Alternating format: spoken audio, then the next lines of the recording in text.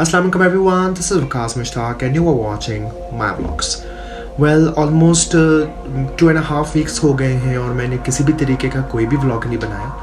तो आज सैटरडे में सोच रहा था कि आपके लिए कुछ ऐसी चीज़ लेकर आऊँ जो थोड़ी सी इन्फॉर्मेटिव भी हो, because I am not finding any kind of content to make a video on that specific thing और अ कंटेंट. तो आई वॉज थिंकिंग कि मैं जब यूनिवर्सिटी में पढ़ाता हूँ तो most of the time I am a facilitator in presentation skills workshop. तो आई वॉज थिंकिंग कि क्यों ना मैं आप लोगों को भी एक ऐसा अच्छी टेक्निक्स कुछ टूल्स समझाऊं जिसकी बेसिस पे आप बहुत ही अच्छे तरीके से एज अ प्रेजेंटर आप अपनी प्रेजेंटेशन दे सकते हैं. क्योंकि आजकल हर स्टूडेंट, हर टीचर, हर एक ऑफिस में बंदा काम करने वाला इज़ जस्ट स्ट्रगलिंग कि हमें कितनी अच्छी तरीके से अपने आप को प्रेजेंट करना चाहिए. सो दिस इज़ समथिंग कि मुझे दिमाग में आया कि I should take you people in a journey that how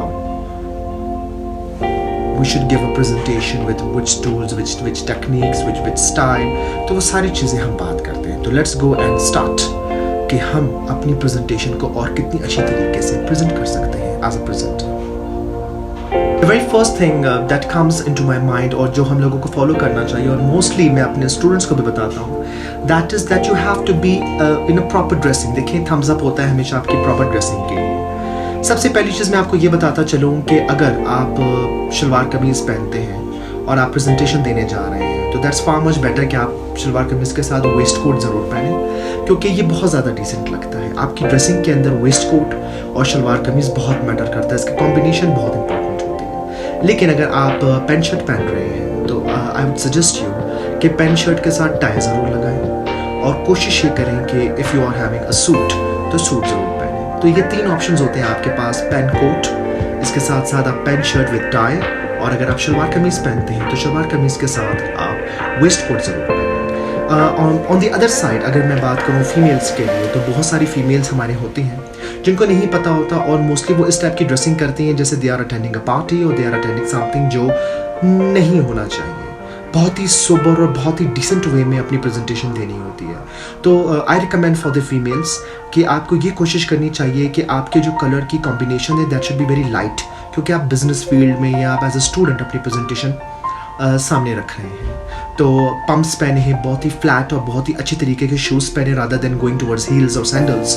तो कोशिश आपने ये करनी होती है कि बहुत ही लाइट कलर या डार्क कलर्स आपने पहनने हैं rather than very bright colours. और कोशिश करें कि डिसेंट ड्रेसिंग के साथ अपने आप को प्रेजेंट करें, क्योंकि प्रेजेंटर वही अच्छा होता है जो सबसे पहले अपनी प्रेजेंटेशन के अंदर अपने आप को अच्छी तरीके से प्रेजेंट करता है. वो कहते हैं ना कि first impression is the last impression. तो this is something that is much more important कि आपने अपनी ड्रेसिंग बहुत ज़्यादा अच्छी तरीके से उस पर फोकस करना है और ज़्यादा से ज़्यादा अच्छी तरीके की ड्रेसिंग करनी है. सो let's move towards point number 2.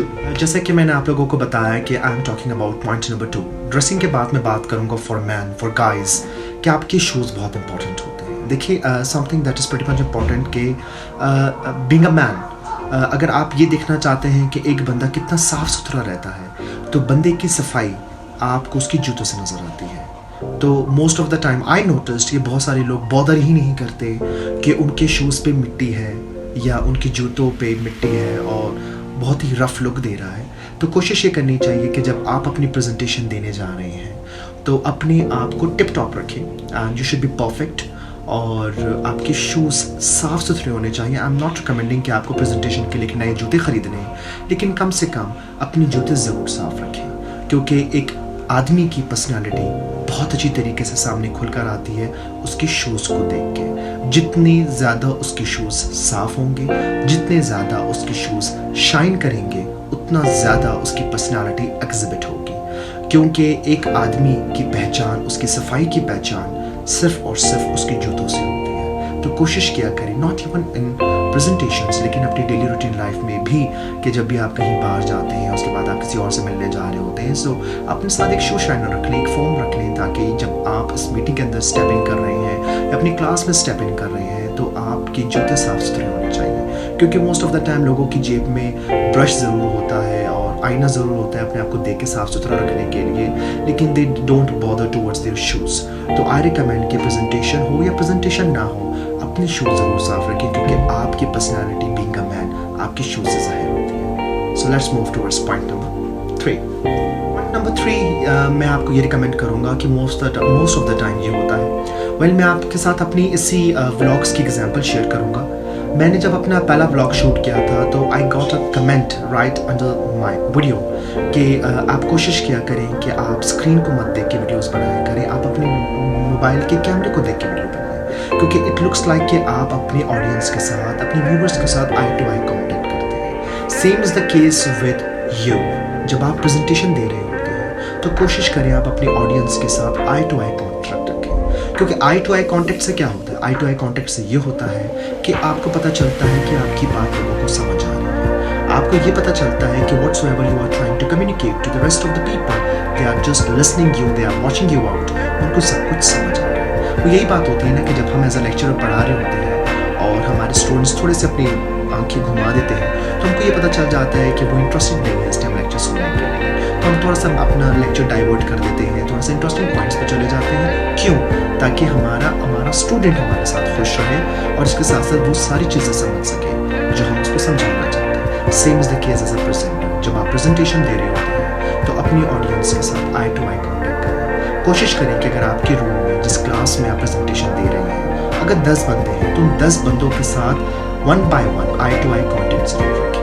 अगर उस क्लास में 5 बंदे हैं तो उन 5 बंदों के साथ आई टू आई कॉन्टेक्ट रखें। कोशिश ये करें कि आई कॉन्टेक्ट मस्ट रखें, क्योंकि ये एक ऐसी चीज़ होती है जो आपके अंदर एक कॉन्फिडेंस बिल्डअप करती है, आपको ये चीज़ समझाती है कि आपको सब कुछ पता है and you are just here as a presenter. So let's move towards point number 4। अच्छा जी, नेक्स्ट पॉइंट मैं आपको बताता चलूँ। एज अ प्रेजेंटर आपके लिए बहुत इंपॉर्टेंट होता है the pitch of your sound. आपकी वॉइस क्वालिटी, उसकी पिच बहुत इंपॉर्टेंट है। अगर आपकी पिच बहुत ही लो है तो लोगों को समझ नहीं आता। अगर आपकी पिच बहुत ही हाई है तब भी आपकी ऑडियंस आपको नहीं सुन सकती। आपने कोशिश ये करना है कि आप एक मीडियोकर लेवल में रहते हुए अपने पिच ऑफ साउंड को कंट्रोल करना है। आपको जहाँ लगता है कि आपको इस पॉइंट पे एम्फसाइज करना है तो यहाँ आपने थोड़ा सा लाउडर हो जाना है, लेकिन जैसे आपको लगता है कि ये वो टाइम है जब हमने नॉर्मल बात करनी है तो थोड़ा सा धीमे अंदाज में आपको बात करनी चाहिए। एक चीज़ ज़रूर अपने याद रखिएगा, क्योंकि पिच ऑफ साउंड के साथ साथ जब आप थोड़ा सा स्माइल रखते हैं तो इससे ये होता है कि आप एज अ हार्श प्रेजेंटर सामने नहीं आते हैं। As a kind of a person आप ऐसे सामने आते हैं जो आप बहुत ही जॉली और बहुत ही अच्छे नेचर के बंदे हैं, क्योंकि this is pretty much important कि आपकी वॉइस टोन के साथ साथ आपके फेशियल एक्सप्रेशंस के अंदर जब आप स्माइल करते हैं तो आपकी ऑडियंस और ज़्यादा इंथुजियास्टिक हो जाती है आपकी प्रेजेंटेशन में, वो ज़्यादा इंटरैक्टिव हो जाती है आपकी प्रेजेंटेशन में। क्यों?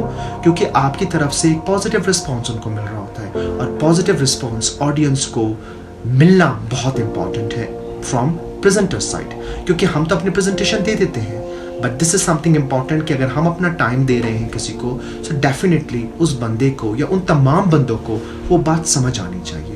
और वो बात कब समझ आती है?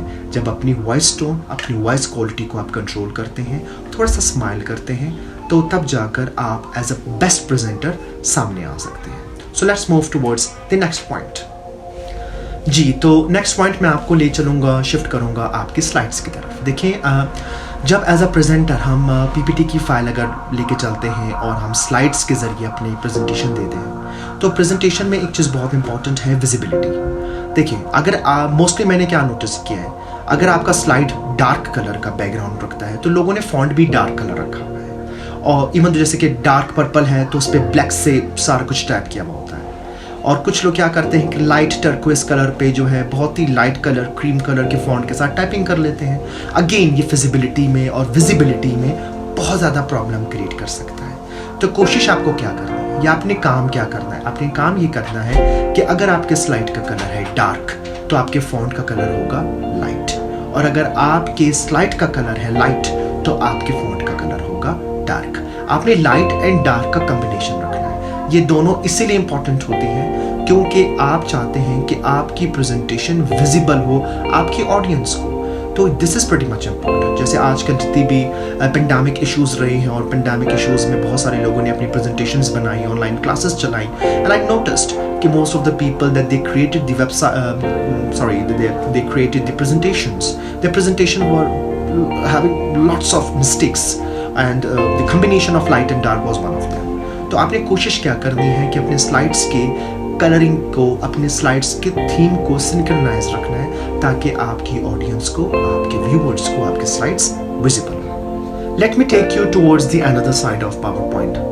पावर पॉइंट में क्या होता है कि हम जब अपने स्कूल लाइफ में, अपनी कॉलेज लाइफ में हम पीपीटी फाइल बनाना सीखते हैं, स्लाइड्स बनाना सीखते हैं, तो हमें कस्टम एनिमेशन सिखाया जाता है। अब कस्टम एनिमेशन का काम क्या है, हमारे करिकुलम से रिलेटेड है। तो हमें सिखा दिया जाता है कि भाई इस टाइप की प्रेजेंटेशन के अंदर आप इस टाइप की एनिमेशन दे सकते हैं। लेकिन मैंने मोस्ट ऑफ द टाइम मैंने स्टूडेंट्स में ये चीज़ नोटिस की है कि when they are presenting something through PowerPoint slides, और वो कहीं भी बाहरी दुनिया में आकर, बिजनेस फील्ड में आकर प्रेजेंटेशंस देते हैं, तो क्या होता है कि यहाँ से आपकी स्लाइड्स आ रही हैं, यहाँ से आ रही हैं, यहाँ से पुशअप हो रहा है, तो एक प्रॉपर तरीके से एक मिक्सअप चीज़ें चली जाती हैं। तो दिस इज समथिंग जो बहुत ही बुरा लग सकता है। आपने क्या करना है कि there should not be a single animation in your slides. आप कस्टम एनिमेशन सिर्फ और सिर्फ सीखने की हद तक, दैट्स फाइन, उसको आप इम्प्लीमेंट मत करें अपने बिजनेस फील्ड में, अपनी बाकी प्रेजेंटेशंस में, अपनी प्रोजेक्ट प्रेजेंटेशंस में। आपको सिखाने की हद तक ठीक है, लेकिन जब बात होती है आपके बिजनेस फील्ड की प्रेजेंटेशंस की, so definitely you do not have to follow a single custom animation, or you do not have to implement any custom animation or any animation into your slides. So kindly, there is no need of animations in your presentations or the slides.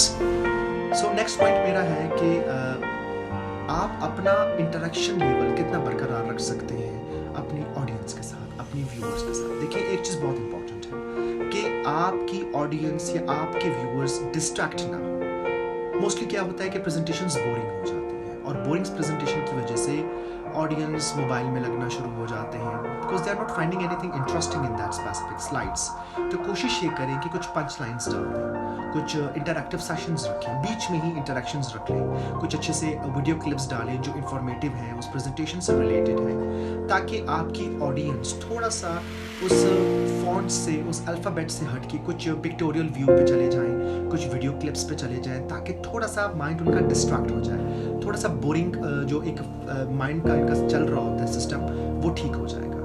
कोशिश ये करें कि इतना interesting create करें अपनी presentation को, बीच बीच में पंच lines रखें, एक दो जोक्स रखें, इफ़ यू थिंक कि आपके पास उस टाइप का इन्वायरमेंट बना हुआ है। क्योंकि मैंने खुद नोटिस किया है, once I was attending a presentation that was on business idea and I was a student. तो सारे स्टूडेंट्स बड़ी खामोशी से सुन रहे थे and lots of students were getting bored. तो जो फैसिलिटेटर थे उन्होंने बीच में पंच लाइन बोली और उससे सारे स्टूडेंट्स ने हंसना शुरू कर दिया। तो एट द सेम टाइम तो रिएक्शन क्या था फैसिलिटेटर का कि I just wanted to give you a break of a seconds ताकि आपका माइंड फ्रेश हो जाए। तो अपने व्यूअर्स के, अपने ऑडियंस का माइंड ज़रूर फ्रेश अप रखें, क्योंकि this is very much important कि आपका ऑडियंस या आपका वो व्यूअर जो आपको सुन रहा है और आपको देख रहा है, वो आपके साथ इंटरेक्ट जरूर करते रहे। नेक्स्ट पॉइंट मैं आपको बताना चाहूँगा, दैट इज़ कि जब हम मल्टीमीडिया के ऊपर प्रेजेंटेशन दे रहे होते हैं, तो मल्टीमीडिया प्रेजेंटेशन पे आपके सामने एक प्रॉपर एक लाइट होती है और वो स्क्रीन पर फेंकी जा रही होती है, तो वो एक रिफ्लेक्शन होता है। हम क्या करते हैं कि हम उस मल्टीमीडिया के सामने हम आके खड़े हो जाते हैं, और जितना भी मटेरियल आपके स्लाइड्स पे लिखा हुआ होता है वो आपके चेहरे पे नजर आ रहा होता है। उससे क्या होता है, अब जैसे कि मैं आपको एक चीज़ दिखाना चाहता हूँ। अब मैंने अपने सामने डेफिनेटली कमरे में मेरी इतनी लाइट मौजूद नहीं है, लेकिन still I am having a proper light.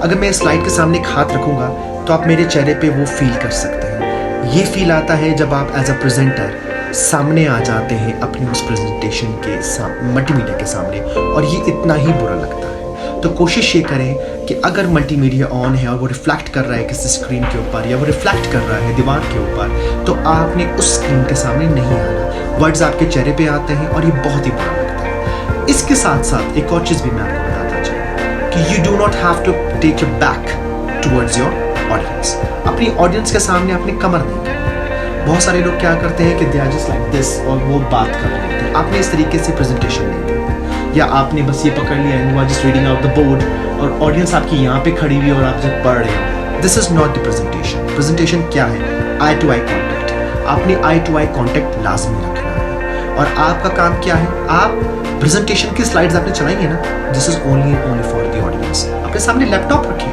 अपने सामने क्यू कार्ड्स रखें, अपने सामने डॉक्यूमेंट्स रखें, लेकिन आपने अपनी कमर अपनी ऑडियंस की तरफ नहीं करनी। This is the main blunder जो बहुत सारे प्रेजेंटर्स अपनी प्रेजेंटेशंस में कमिट करते हैं। पॉइंट इज कि लास्ट में जब बात करते हैं और क्वेश्चन आंसर सेगमेंट आ जाते हैं, अगर हम एज अ प्रेजेंटर खड़े हैं और हम लोगों के क्वेश्चन आंसर्स के लिए ही खड़े हैं, तो there is a kind of a question from someone in an audience, from audience की तरफ से एक क्वेश्चन आता है और आप उस क्वेश्चन का जवाब देते हैं, तो आपका फर्ज बनता है कि आप अपने उस मेंबर से ज़रूर पूछें कि am I clear to you right now, क्या मैं उस चीज़ को क्लियर कर चुका हूँ। फिर आप स्विच करें अपने दूसरे क्वेश्चन की तरफ, ताकि ये ज़रूर पता चले कि you are here to answer all sorts of question to all those people who are having a different kind of questions from you, they are having a question mark. तो अगर आपने एक को फैसिलिटेट कर लिया, then shift towards the next one, then facilitate the second one, then shift towards the third one. This is the proper pattern of giving the presentation. Last but not the least, most of the time students को issue ये होता है, even though कि अच्छे presenters को issue ये होता है कि वो कुछ चीज़ें भूल जाते हैं। वो भूल क्या जाते हैं कि उनका ये issue आ जाता है कि they just forget one slide, तो वो भूल जाते हैं कि skip हो गया, क्या है क्या नहीं। तो कोशिश करें छोटे क्यू कार्ड्स बना दें, कटआउट्स बना दें पेपर्स के, और हर पेपर के मुताबिक एक पेपर पे एक स्लाइड मेंशन कर दें और उसके अंदर वो इंपॉर्टेंट पॉइंट शामिल कर दें जो आपने बोलने हैं। और इस तरीके से आपने एक स्लाइड आपने चेंज की, तो वो पेपर को आप चेंज करें अपने हाथों के अंदर। आप दूसरे स्लाइड पर आ गए, अपना दूसरा पेपर चेंज करें। आप तीसरे स्लाइड पर आ गए, आप अपना तीसरा पेपर चेंज करें। आपको इस टाइम पता है कि स्लाइड कौन सी चल रही है, और इसके साथ साथ आपको ये भी पता है कि आप के हाथ में इस टाइम कौन सा स्लाइड का चिट मौजूद है। तो जैसे अगर आप कुछ भूल जाते हैं, तो आपने सिर्फ क्या करना है, आपने सिर्फ नीचे देखना है, आपको याद आ जाएगा, और उसके बाद आपने वापस ऊपर करना है अपनी आंखें, और उसके बाद अपनी प्रेजेंटेशन को कंटिन्यू करना है। याद रखिएगा एक चीज़ कि प्रेजेंटेशन आपने तैयार की है, प्रेजेंटेशन के मटीरियल के बारे में आपको इन्फॉर्मेशन है, तो कन्फ्यूज़ होने की बिल्कुल ज़रूरत नहीं। ये जो आपके फेशियल एक्सप्रेशन है ना, ये बहुत इंपॉर्टेंट रोल प्ले करते हैं। इस चेहरे पर कभी मत लेकर आएँ कि आप कन्फ्यूज़ हो चुके हैं या भूल गए हैं, क्योंकि ये सिर्फ आप जानते हैं कि आप भूल गए हैं या आप कंफ्यूज हो गए हैं। तो मेक योर माइंड कि जब आपने प्रेजेंटेशन देनी है, तो बहुत ही अच्छी तरीके से प्रेजेंटेशन देनी है। Well guys, I hope so कि ये छोटे सा व्लॉग मेरा आप लोगों के लिए इंफॉर्मेटिव रहेगा और आपको प्रेजेंटेशन स्किल्स इन्हांस करने का मौका मिलेगा। मेरी पूरी कोशिश ये रहेगी कि इंशाल्लाह ताला इस टाइप के व्लॉग्स भी आपके सामने लेकर आऊँ, क्योंकि मेरे व्लॉग्स की क्वालिटी टोटली डिफरेंट है। मेरी डेली रूटीन लाइफ में क्या होता है मैं वो शेयर करता हूँ, मैं खुद क्या कर रहा हूँ वो शेयर करता हूँ, कोई चीज़ आपको फ़ायदा पहुँचा सकती है वो शेयर करता हूँ। That could be educational, that could be general, anything. तो उम्मीद करता हूँ कि आपको मेरा आज का व्लॉग पसंद आएगा। If you gonna like my today's vlogs, do like and subscribe to my channel, क्योंकि मैं सिर्फ और सिर्फ 83 पे आई गेस फंस चुका हूँ, and I need more and more subscriptions. So take good care of your self, और इस उम्मीद के साथ कि नेक्स्ट व्लॉग भी आपके लिए कुछ ना कुछ अच्छा ही लेकर आऊँगा। टिल देन, अल्लाह हाफिज़।